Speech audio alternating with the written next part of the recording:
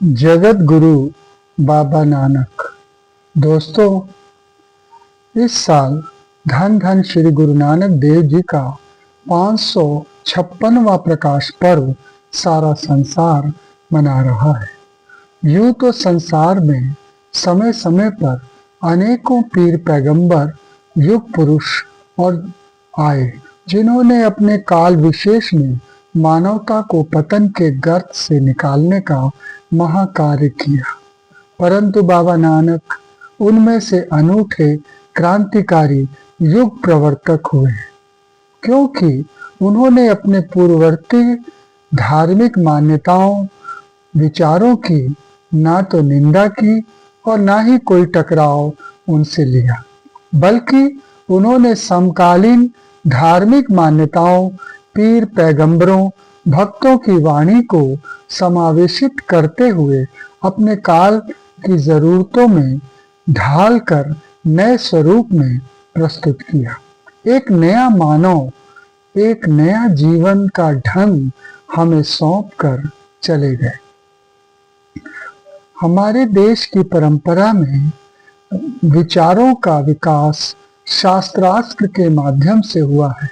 शास्त्रास्त्र का काफी महत्व रहा है और कभी भी कोई नए विचार और पुराने विचारों में शास्त्रास्त्र के माध्यम से तय होता था भविष्य में किन विचारों को मान्यता मिलेगी।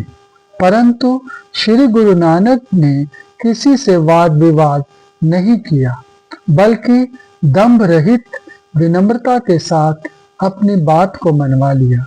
यदि कहें गुरु नानक का मार्ग वाद विवाद का नहीं, संवाद का मार्ग था, तो अनुचित नहीं होगा।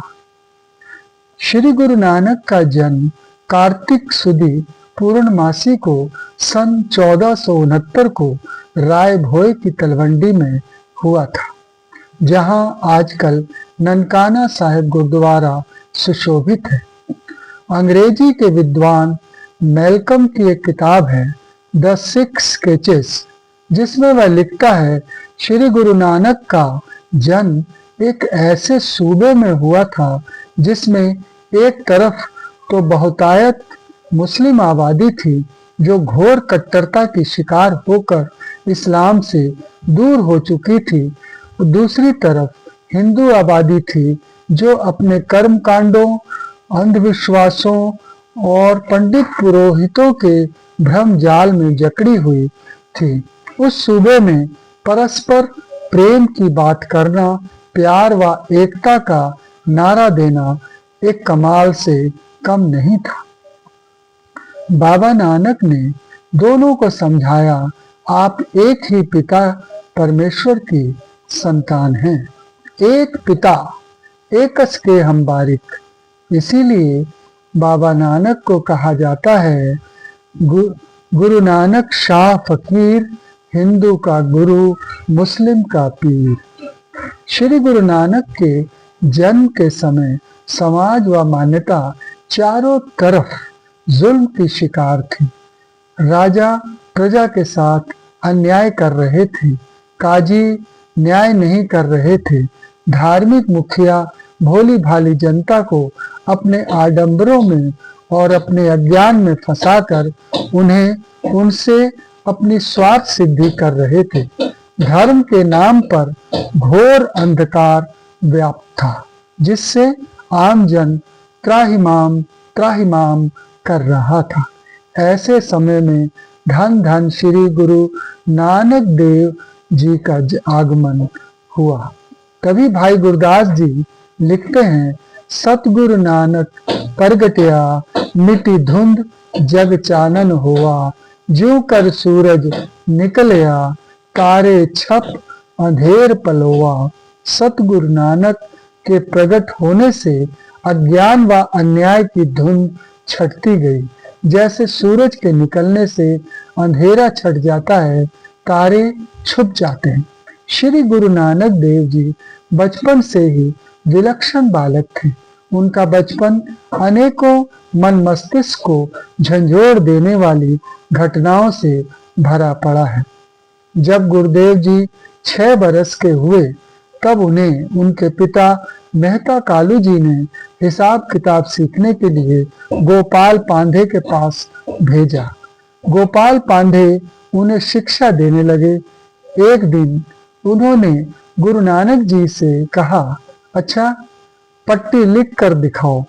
तब बाबा नानक ने गुरुमुखी के 35 अक्षरों में एक एक से परमात्मा की स्तुति लिखकर उन्हें आश्चर्यचकित कर दिया।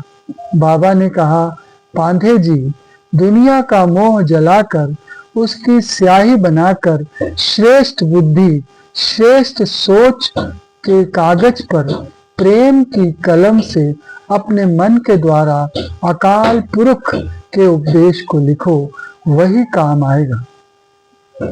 आपका यह विचार सुनकर पांधे जी ने आपको नमस्कार किया और पिता को बुलाकर कहा, इस बालक को क्या पढ़ाया जाए, यह तो स्वयं ही पढ़ा हुआ है। इसी तरह जब संस्कृत सीखने के लिए पंडित ब्रिजलाल के पास गुरु साहब को भेजा गया तो उन्होंने उसे भी सप्त गीता सुनाकर निहाल कर दिया। जब उन्हें फारसी पढ़ने के लिए मौलवी के पास भेजा गया तो उन्होंने उपदेश दिया कि मरना मुल्ला मरना भी करतार, डरना कातू मुल्ला कातू काजी, जान ही नाम खुदाई। जे बहुतेरा पढ़िया हो गई को रहे न भरिए भाई। अर्थात हे मुल्ला जी, मरना आवश्यक है, इसलिए सृजनकर्ता से डरना चाहिए और उसे याद करते रहना चाहिए। आप भी मुल्ला या काजी तभी कहला सकते हैं जब आप उसका सिमरन करेंगे। जब श्री गुरु नानक कुछ बड़े हुए तो उनके पिता मेहता कालू ने पंडित हरदयाल से कहा, खत्रियों की परंपरा के अनुसार नानक का जनेऊ संस्कार होना चाहिए। तब पंडित हरदयाल उन्हें जनेऊ पहनाने आए। उस समय समाज बिरादरी के काफी लोग वहां एकत्र थे। तब बाबा जी ने पंडित हरदयाल से पूछा, यह धागा मुझे क्यों पहना रहे हो? तब उन्होंने कहा, खत्री कुल की परंपरा है, यह तुम्हारे साथ हमेशा रहेगा। तब बाबा जी बोले, यह जनेऊ तो शरीर के साथ नष्ट हो जाएगा, परलोक में कैसे सहायता कर सकता है? तब गुरुजी ने इस श्लोक का उच्चारण किया, दया कपाह संतोख सूत जत गंडी सतवट एहु जनेऊ जी का हुई तपांधे कत। ना ए तुट्टे ना मल लगे ना ए जले न जाए, कान सो मानस नान का जो गल चले पाए। यानी दया की कपास हो, उससे संतोष का सूत बनाओ, उसमें जब तब संयम की गिठाने लगाओ, सत्य के साथ उसे वट कर उसे घुमाकर उस को बनाओ। यदि इस प्रकार का जनेऊ अगर आप बना सकते हो तो मुझे पहना दो, क्योंकि ऐसा जनेऊ ना मैला होगा, ना जलेगा, ना टूटेगा, ना ही गुम होगा। पंडित जी जिन लोगों ने ऐसा जनेऊ पहना है वे धन्य हैं। थक हार कर जब पिता मेहता कालू ने सोचा नानक को कुछ धंधे में ही लगाया जाए, तो एक दिन उन्होंने 20 रुपया देकर उन्हें बाजार में भेजा कि नानक जाओ, लाभकारी खरा सौदा करके आओ। बाबा नानक के साथ समझदार समझकर भाई बाले जी को भी भेज दिया गया। रास्ते में बाबा जी को भूखे साधु मिले। भाई बाला जी का तब आश्चर्य से ठिकाना ना रहा जब बाबा जी ने भूखे साधुओं को उन 20 रुपए से भोजन छका दिया। घर जाकर पिता से कहा, मैं सच्चा सौदा कर आया हूँ।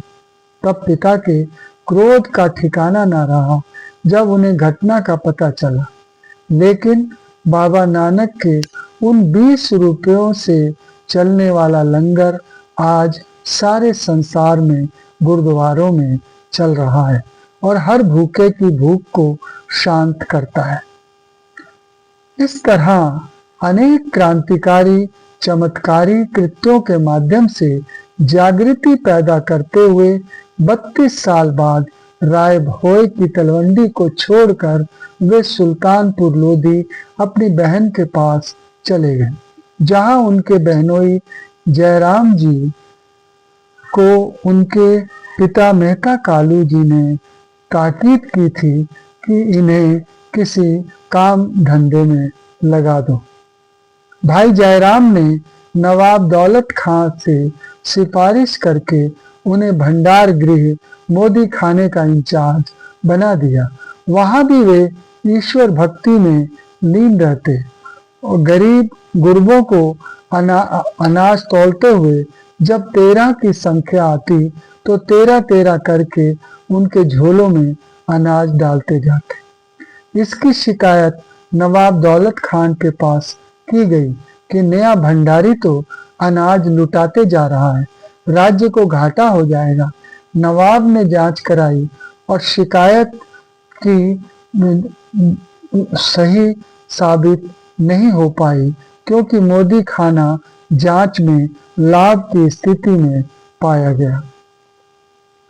लगभग 4.5 साल बाबा नानक सुल्तानपुर लोधी में बिताते हैं और एक दिन पास ही बहती वेई नदी में स्नान करने में उतर जाते हैं।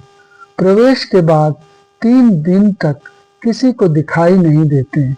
3 दिन बाद जब वह नदी से बाहर निकलते हैं तो मानो जैसे नया अवतार हो गया हो, बिल्कुल शांत चित्त और चेहरा ओज से भरा हुआ। वे बस एक ही वाक्य उचारते रहते हैं, ना कोई हिंदू ना मुसलमान। यह बात पूरे शहर में फैल जाती है। मुल्ले मौलवी सब नाराज हो जाते हैं।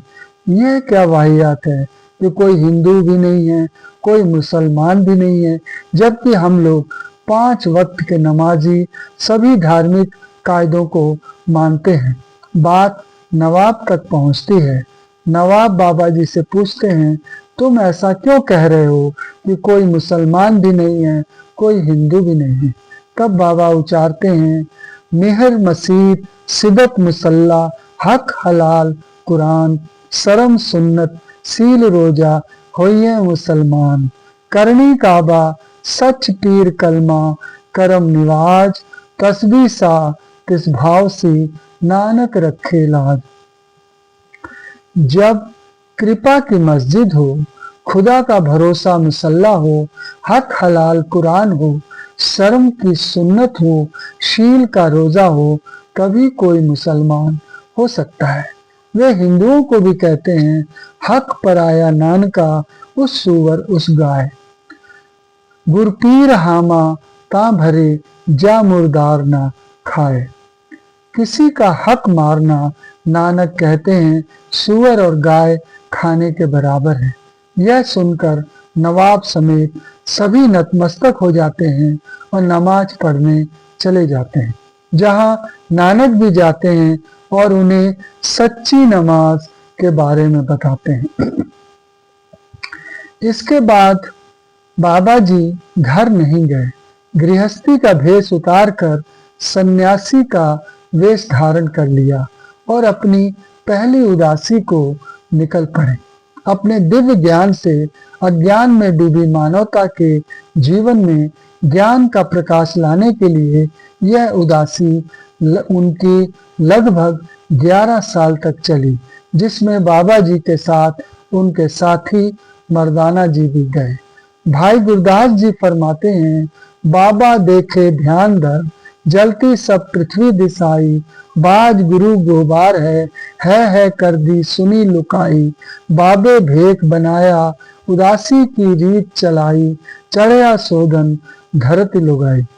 ये उनकी पूर्व दिशा की उदासी थी, जिसमें बाबा जी सैदपुर तलवंडी माता पिता के पास जाकर वहां से मुल्तान पाकपट्टन कुरुक्षेत्र करनाल पानीपत हरिद्वार दिल्ली, मथुरा, वृंदावन, गोरखमता, नानकमता, बनारस, पटना, गया, बोध गया, कामरूप आसाम, चटगांव, जगन्नाथपुरी, कटक होते हुए आगरा, लाहौर, तलवंडी, सियालकोट होते हुए अपनी पत्नी के पास पक्के के रंधावे गांव के बाहर पहुंचकर डेरा डाल दिया।